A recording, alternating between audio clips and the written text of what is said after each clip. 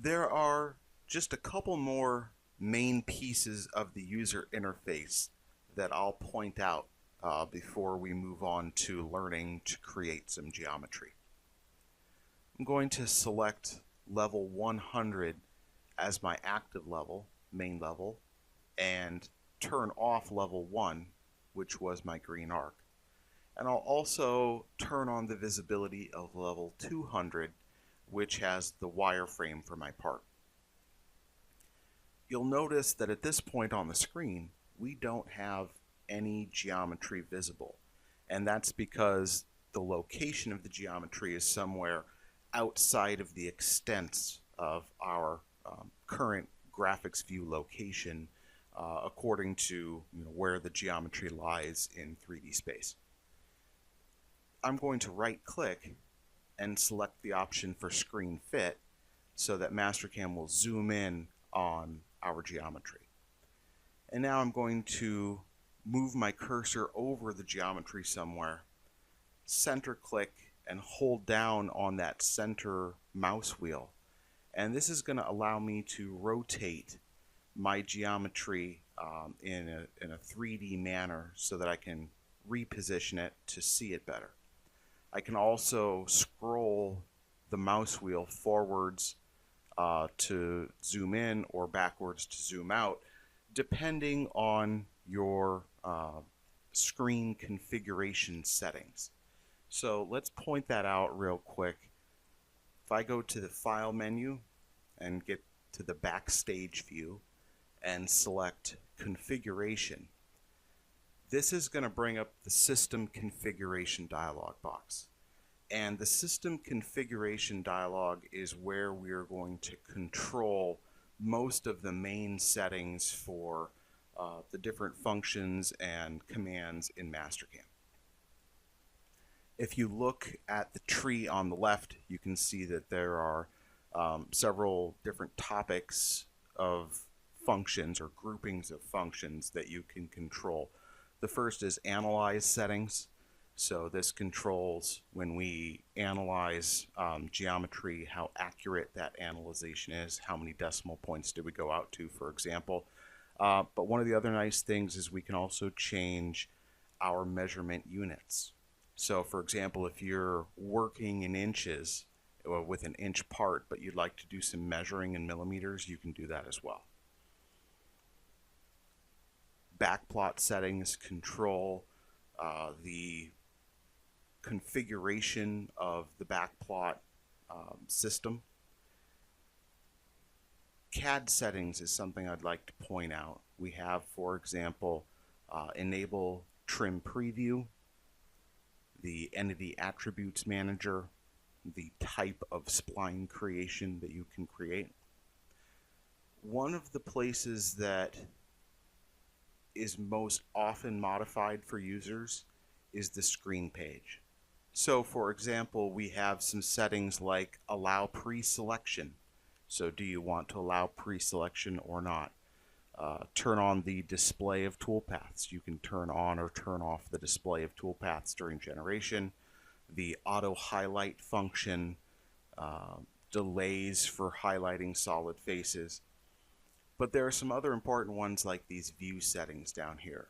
If I choose view settings, you notice that we can switch between pan and rotate for clicking on the middle mouse button, middle mouse wheel. And we can also reverse the wheel. So forward to zoom in, backwards to zoom out can be reversed, backwards to zoom in, forwards to zoom out. Just depends on which way you prefer to roll the mouse wheel. But there's a setting that you can change to control that. For example, I prefer to set my center mouse wheel to pan. That way, if you accidentally click and drag with the center mouse wheel, the screen simply moves over to the left, right, or up or down a little bit without rotating your geometry out of your view. I'll select OK, and we'll save those settings. So one of the last things I want to point out about the Mastercam user interface is some tools for selecting geometry. One of the things that can be sometimes difficult is to be able to quickly separate and access just the geometry that you want to use when there's a lot of geometry present on the screen. But Mastercam gives us some tools, and these tools are located on the right side of the screen, and they are called quick masks.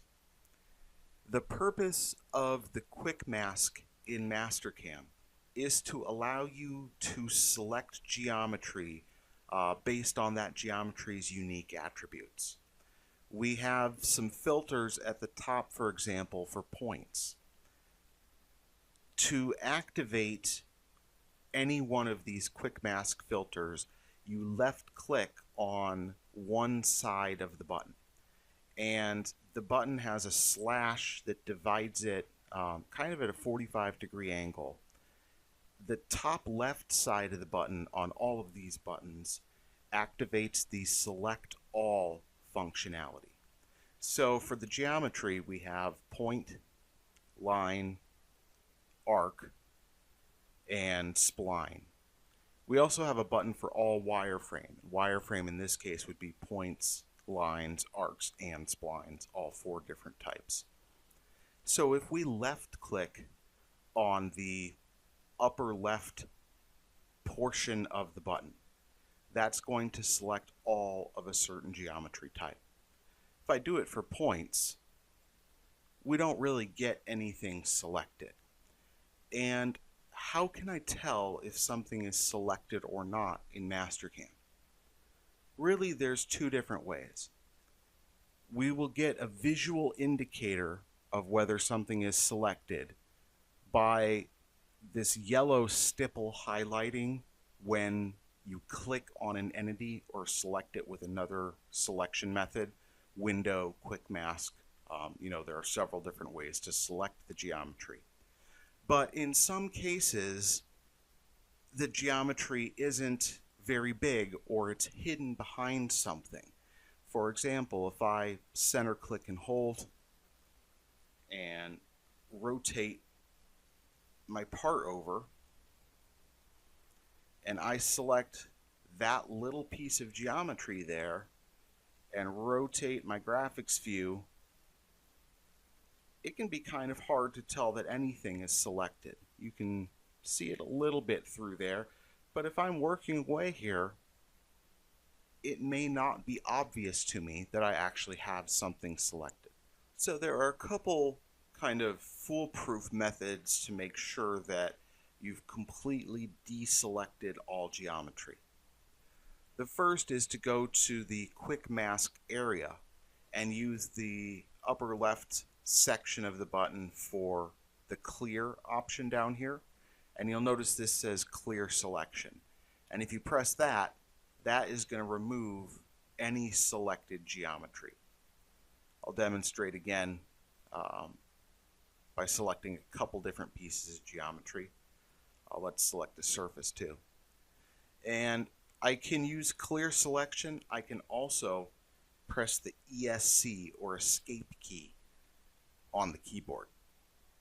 So I press escape, and there's no harm in pressing escape a couple of times just to make sure that you've backed out of any function. Escape will also back you out of an active function in Mastercam, such as create line or create arc or creating a toolpath. It may prompt you and ask if you want to cancel the toolpath just to be sure, but most of the time pressing escape several times is a safe bet just to clear yourself out of any function in Mastercam. So what is so great about these quick masks? Well, it just makes it easy for you to select geometry. So instead of having to go and individually choose the type or all of the pieces of geometry that you wanted to move to another level or copy to a level or use for an operation, it allows you to quickly select all or put you in a selection mode to select only a certain type of geometry. For example, I can come up and left click on select all line entities, and you'll notice in this case all of the lines are selected. So I can use this to quickly interrogate the model and see what geometry is a line and what is not a line. I'll go ahead and press escape to clear out that geometry selection. I can select all wireframe. So if I use the all wireframe button, you notice that we can grab all the wireframe all at once, leaving surfaces, solids, and drafting unselected. It's a nice way to be able to quickly grab all of the wireframe. The other choice that exists, and I just pressed escape by the way to clear out that geometry selection. The other option with these quick mask buttons is to click on the only side of the button. So if you go to the kind of lower right section of the button, you'll notice it says select only arc entities for this particular command.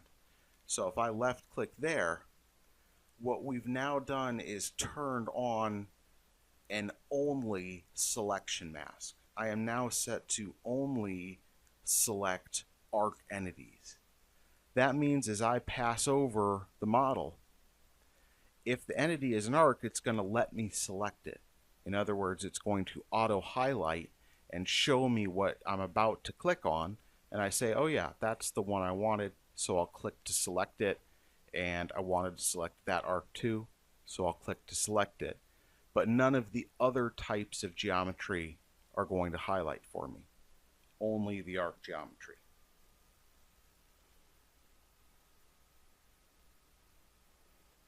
And we'll select those two arcs.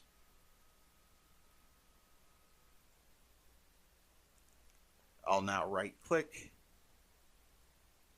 choose the change level command, and in this case I'll select copy, and we'll choose a new level here.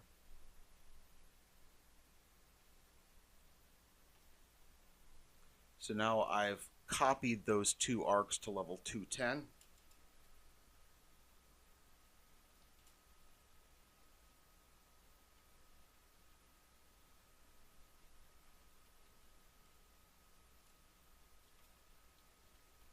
And I'll give that level a name to indicate what exists on that level, help me organize my work. And I'll also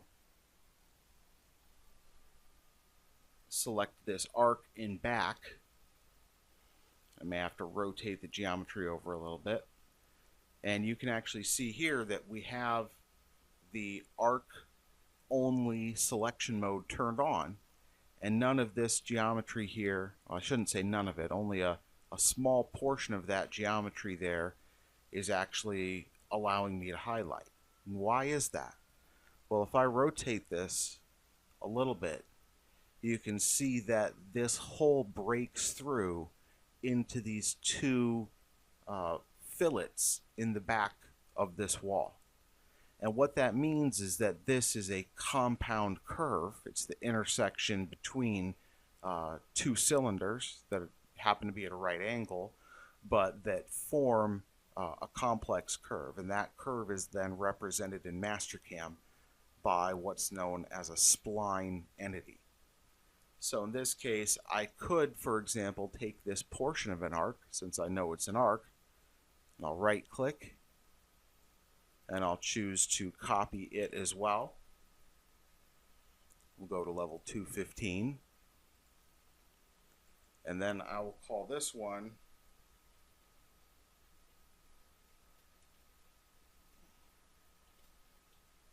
the through drill arc.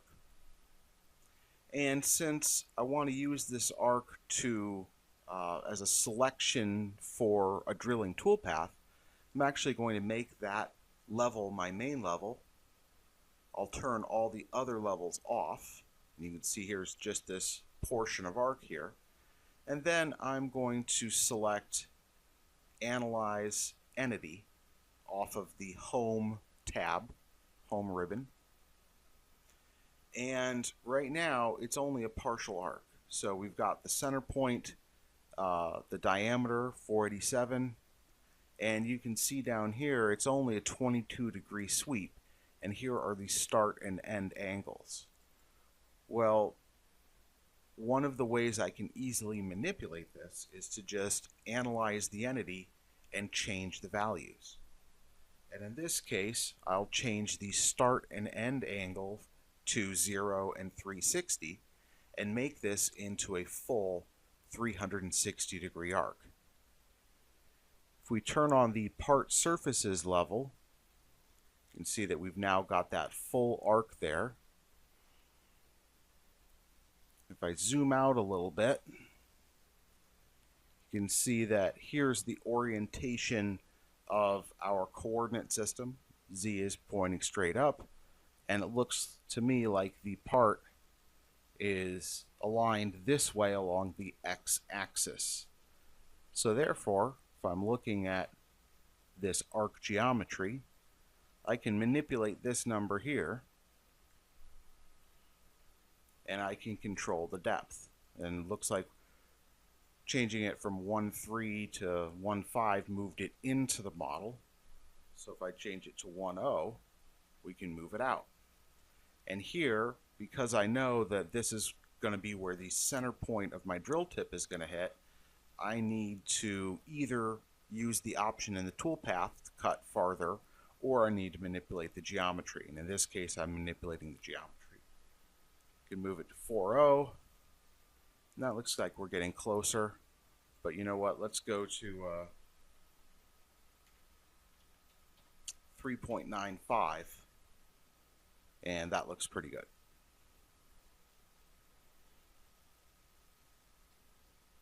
Now, what if I wanted to select just the orange surfaces? Yes, I could go to each one and select them individually after I clear my mask. But I also have some other tools here in the Quick Masks dialog. I'm going to turn on the part surfaces as my main level, turn off the through drill arc, and down in my Quick Masks toolbar, one of the options in the very lower right is clear all masking. So I'll use the clear all masking to clear my arc mask. And now I'll go to the select all entities by option here, and I'll choose the color button, and I'll choose all of a certain color.